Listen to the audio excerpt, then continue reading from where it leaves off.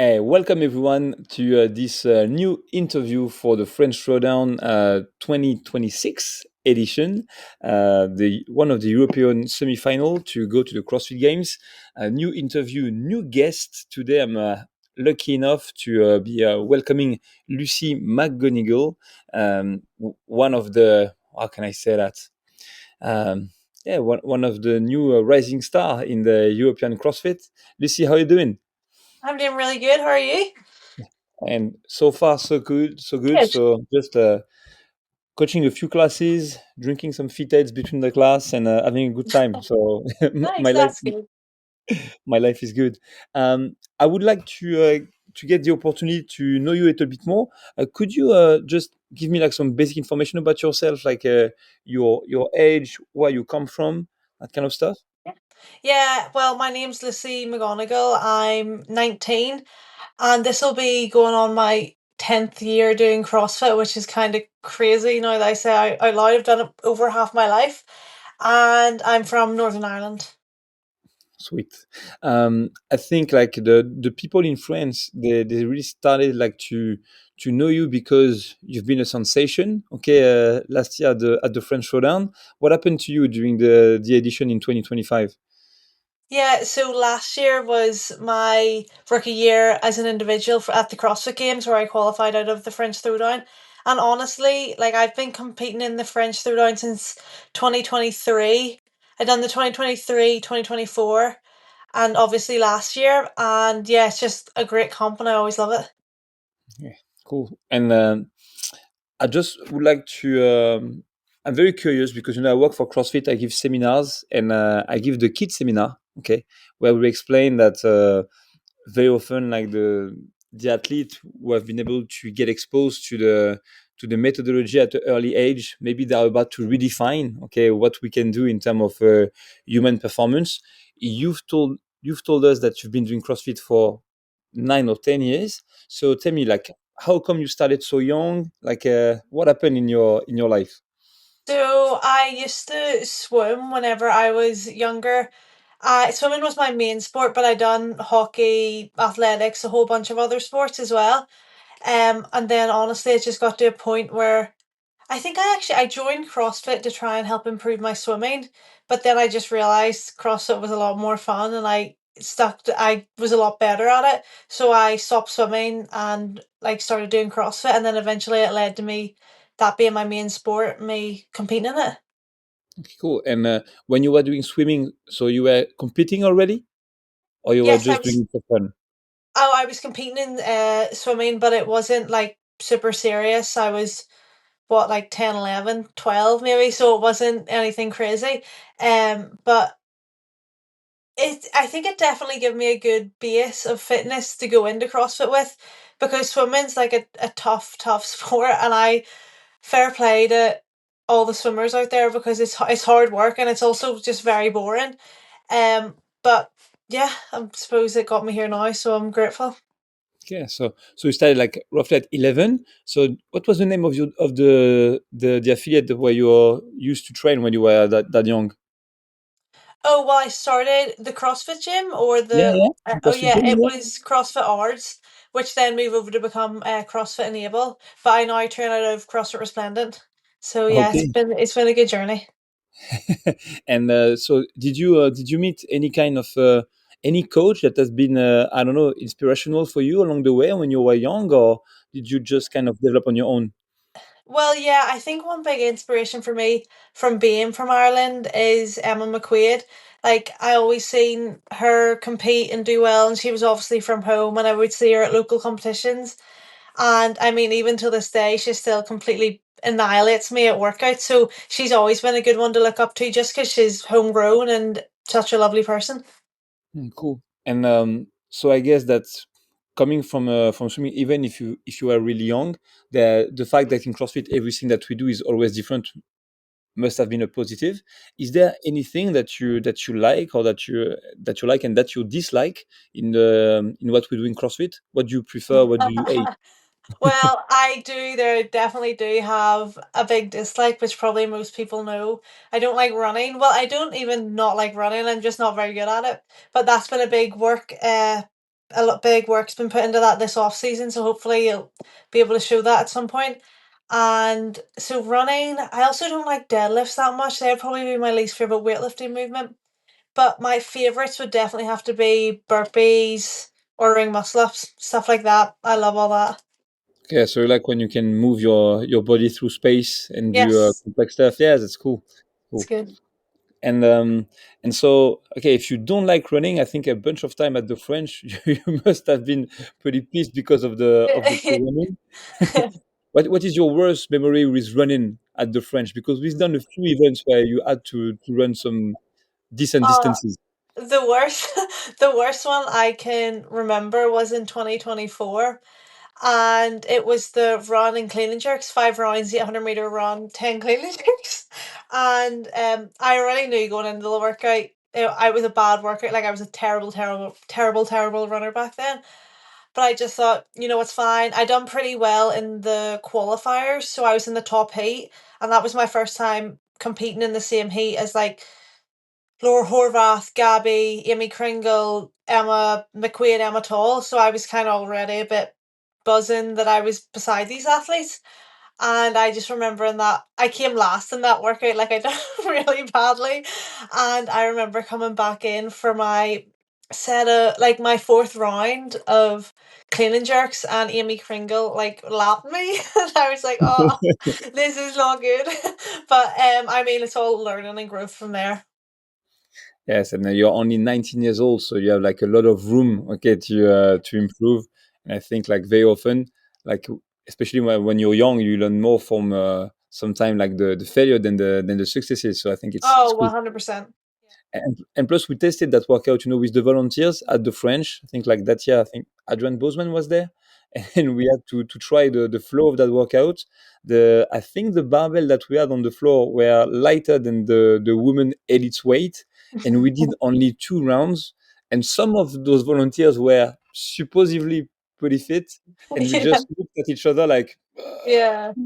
It was a very hard workout, but it was a good workout. Let's say that was a nice couplet. And so you're 19. I think a question that some people may have right now. What do you do? Are you 100% focused on training and getting ready for what's coming next, or do you do still some studies or things like that? How is your Yeah. life right now? So I basically finished up secondary school this summer. So I decided to take a year out and not go to uni and kind of just focus on CrossFit and seeing how far I can get in it. I feel like over the last, I don't know, 4 years that I've been competing in CrossFit, I've kind of always just daydreamed about being able to do this full time and not have to go in after school and train till like really late at night. I can just wake up and put my full effort into it. So I'm kind of just honestly chilling right now and doing that full time, and I'm really enjoying it so far. Yeah, I think it's really smart. Like do you know André Houdet? Does that ring a bell? Yes, yeah. Okay, so he used to be to spend 1 year in Paris after like he graduated from a secondary school, and I don't even think that at that time he was 200% convinced that he would become a games athlete. But I think Mhm. it's sometimes it's smart when you're 19, 20 to just like take a few months off to just try to decide what you're going to do with your life, and I think it's a very smart move. It's a very very smart 100%. move. So that means that because if I'm not mistaken, you went to the games in the teen division, right? Yes, all 4 years. Okay, so that means that at that time, um, how are you training? Like you are going after school, you are doing before and after. How was your life? It must have been a challenge. Yeah, I definitely have a lot more free time now, which is so nice because whenever I was in school, it was just school, revise, train, and that was literally all I did. But whenever I was in school, I would mainly train most at night because I would honestly rather train until 10 p.m. at night than wake up early in the morning.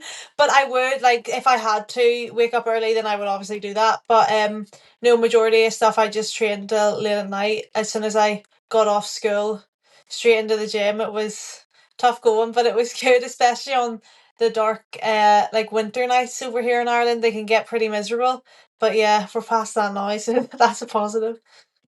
So that's pretty crazy to imagine because. And how do you explain that the women, okay, they seem to transition quite quickly from the teen division to the elite, whereas apparently, okay, for the boys, sometime they need to take a few more years between what they do as a teen to be able to shine again when they become like elite male athletes. Yeah. What do you think? What's the reason behind that, in your opinion? I kind of it might have something to do with obviously females go through puberty a lot earlier than males. At least I think that's right. I'm not even I think it's right anyway.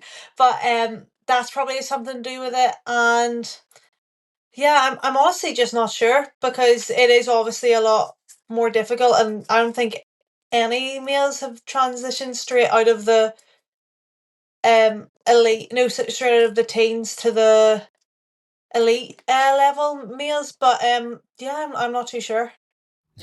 but but anyway, like it's pretty amazing, okay, what you're able to do. I mean, like, there's been you had Emma Lawson in the past, like really able to come with the best of the best, and trying Mhm. also like to move a little bit like the needles, and to shake a little bit the chess Yeah. pieces. I think it's really great.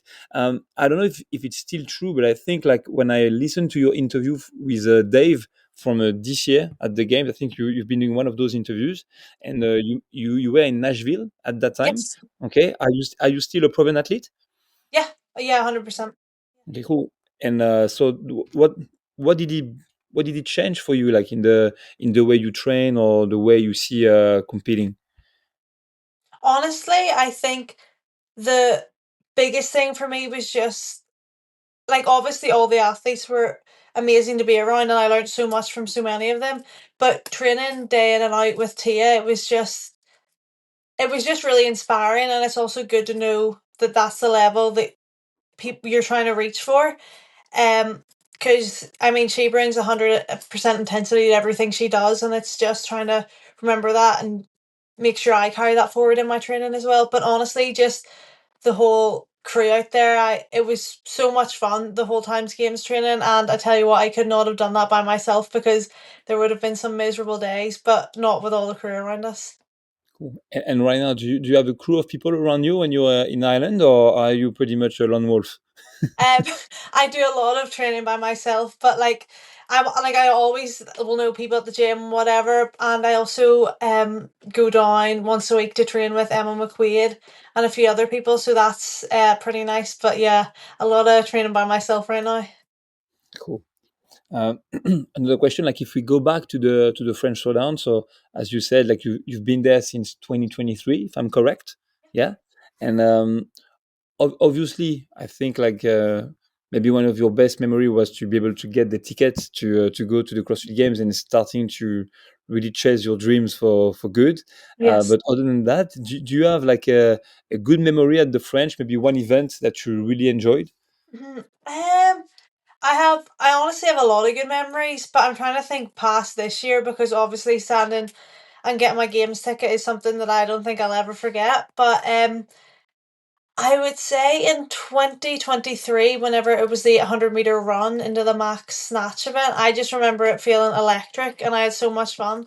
Uh, so that was one. And then also in 24 with the snatch ladder, I think I won my heat in that one. And I just also remember on the last event of the 2024 French Throwdown, I remember going out and I had never been in a stadium that packed before. And I wasn't even in the last heat. I think I was in the second heat, and there was literally not an empty seat. It was crazy, but it was a really really good experience. Yeah, I think I don't know if you have the full story of the French, but we really started out of scratch, in a small park outside, and then step by step we tried to find the right locations, okay, to run competition. And when we did like the semifinal for the first time, 2024, we had to move to Lyon, okay, like which is more like a concert, like a concert area than a stadium. And since then, we decided that it is the kind of environment that we want to reproduce, because like we think for the athlete, especially the elite athlete, if I'm being honest, um, it's the best. Like, you know, the Oh yeah, scenography, like the distance between the crowd and the athletes, and we try to stay close to that kind of environment as much as we can. yeah, it's cool. You'll see the new one next to Paris is going to be Oh really cool. yes, I'm excited. I'm really really excited for it. It's so cool. It's in Paris as well. Yes, like we try to also to go back to it. Like I think we had two signatures at the French. It was like the date, you know, like June, close to summer, and the city, like being in Paris. Yeah. And with the season, we are more than happy to change the date to become like a semi-final. But I think it's cool that we've been able to go back Yeah. to Paris, and hopefully it will help us like to attract also like people from the UK, still people from the rest of Europe. But something that was really cool in my opinion in Lyon, it was you had athletes from Germany, Italy, Yeah. UK, Ireland, but you also had some spectators from all those areas. So everybody had someone to cheer on. That was really Yeah. cool. Yeah, 100%. And so now like I think your appearance at the games has been pretty noticed. Okay, if I'm being honest, I think it's a great thing. What is your mindset about the season to come? I mean, like, um yeah, you seem to be pretty relaxed. I think Yeah. that's cool. Well, I am. I probably come off a lot more relaxed than I actually am, but I would say I'm definitely wanting to go back to the games this year and hopefully place in the top 10. I've got, yeah, I'm just training very hard at the minute to try and make that happen, but obviously it's difficult, and I mean, it never gets easier even to qualify every year.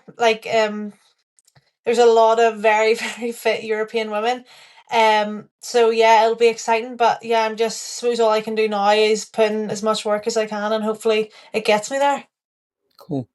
And before we close this interview, I would like just to have like your insight because you've been there as a teen and then you came back as an elite individual. Would you have any piece of advice for any teens, especially girls that are maybe like dreaming about it the same way you did when you Yeah, were their age, about like I don't know something to about for their mindset or something linked to their training regimen if they yeah. are really pursuing that kind of dream. I would say I before the French last year, I honestly wasn't sure whether or not it was even possible if I was going to qualify. I think because competing at the games as an individual had been up on like a pedestal in my mind for so long, it almost just felt like out of reach. And I was like, oh, I'm never going to be able to do that. But if you think like that, it's never going to be possible. So I just say, always believe in yourself, and because you can achieve a lot more than you think you can. Perfect. I think that sounds like a very positive vibe. Okay, Good. to spread to all the young athletes that we have like showing up in our gym. Okay. Lucy, like I said, like my goal was to try to keep those interviews short because I know that even if you pretend that you chill, I'm pretty sure that your schedule is busy, and I don't want to mess up with your recovery. Thank you for finding the time. No, Okay, thank you so much. It's good to chat to you. okay, but be ready because we are going to chat like Yeah. in the next 2 days. And trust me, I'm a talker. Uh, so just let me know when I'm starting to be annoying. Just like, Ellie, shut up. Okay, No, you'll be good. Don't worry. and I'll do good. But I wish you the best for what's coming next. I'm going to be more than happy to meet you with the team at the end of the month. Thank Yeah. you for supporting the event, Of course. Thanks for letting me be part of it. It'll be very cool. I'm really excited. I hope so. I hope so. Are you very strict with your diet right now? I eat pretty healthily most of the time, but like not 100% strict right now, no. Cool, because I've heard that we may be able to find some burgers like Yeah, I'm okay with that. I won't argue with that. so hopefully we share some good food and I'll be very pleased to see you at the end of the month. Okay. Yes, Thank me you, too. Lucy, for your time. Yes, thank you so much. See you later. Bye.